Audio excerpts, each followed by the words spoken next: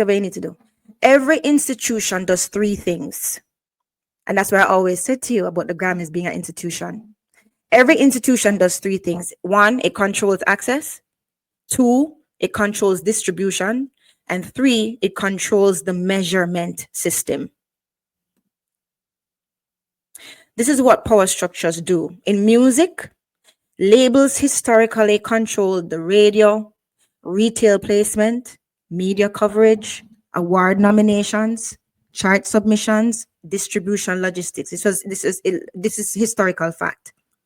But I want you to remember that when you control distribution, you control exposure. And when you control exposure, you influence what becomes popular. Now, here's my fire argument. The labels shaped a lot of metrics that we put over our culture. The labels shaped the metrics, then convinced everyone the metrics equaled all in all success. Right? So, step one, what did they do? They defined what success means, right?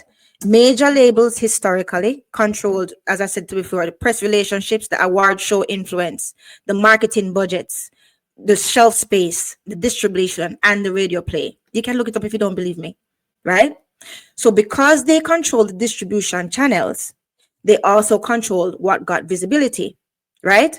So they positioned the outputs of that system as proof of greatness. So that's why you have like the Billboard chart positions, the RIAA plaques, the radio spins, the Grammy recognition.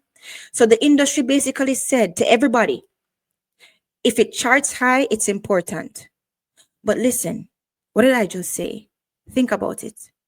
Charts reflect exposure, and the exposure was controlled. So they created artificial scarcity and gatekeeping before streaming. And before streaming, if a label didn't push you, you didn't get any radio rotation, you didn't get retail placement, you didn't get tour sponsorship, you didn't get media features. So they became basically like the gatekeepers of validation, right? And they framed that validation as proof of talent, right? But all it was access plus capital plus relationships. Now, yeah, so they shifted the cultural power towards basically quantifiable metrics. So they amplified things like the gold and the platinum plaques, Billboard rankings, first week sales, right? And SoundScan numbers. But so over time, what did that do to the public? Over time, the public, including us from a different culture, we internalize that more sales equals to more importance. More plaques means that it's a better artist. More radio means that it's a bigger legacy. It isn't brainwashing per se in a hypnotic sense, but it's narrative conditioning, right? And the repetition of that, it builds belief. That's why I always say to you, every time I do a live, I say to you, check these things out for yourself and make sure that you're not carrying somebody else's beliefs. That can get very heavy. First of all, carrying your own belief and walking in your own truth, that's heavy enough, right? But carrying somebody else's belief, no, don't live like that. So check it for yourself, right? So the industry didn't just promote artists, they promoted the metrics, right? Good. So that narrative shaping is repetition. So people respect numbers because numbers, they feel objective. But those metrics were built inside a particular system. And that system is not neutral. These are facts, right? So, all right, fine. What does success in music then look like, Julia? Well, for commercial success, as we talked about commercial success, it is there.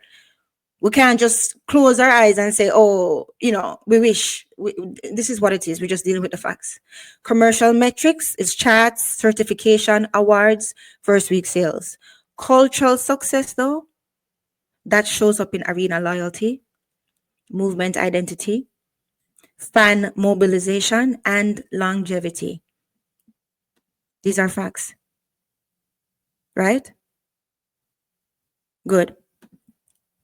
So, Back then, it was the DJs, the physical shelf space. Now, playlist placement, algorithm ranking, discovery systems is the same structure, but it's just different tools,